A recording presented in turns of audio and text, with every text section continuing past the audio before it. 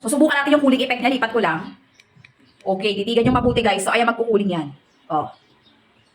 Paribilisin ko pa. Kayo gugulatin dito kasi trending na etong mini fan na to. Kung naghahanap ka ng mini fan na may dalawang variant. Tama ka nang narinig dalawang variant yan. And then umaandar yan siya. Tingnan nyo naman kung gaano kalakas yan. Nakapan lang yan ha. Etong side na to nakapan. Tapos eto may pa cooling effect yan. Tapos yung cooling effect niya be, umaabot hanggang 9 degrees. So subukan natin yung cooling effect niya. Lipat ko lang.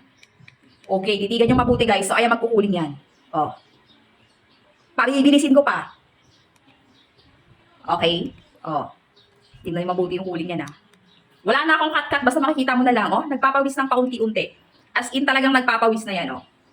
Oh, hindi na ako magkakat, be. Maya-maya makikita mo na lang na talagang mawis-mawis na yan. Ayan na, nagmamawis-mawis na. Isi-zoom in ko lang malapit sa inyo para makita nyo mabuti. Oh, umaandar yan, ha. Oh.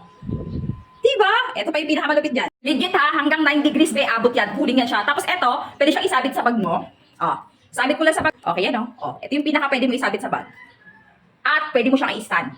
Dual purpose talaga, sobrang dami. So, tayo lang siya ng ganyan. Oh, diba? Oh, discounted to. Maglalagay ako ng mismong link. Tignan mo naman yung pakuling niya, no? Oh.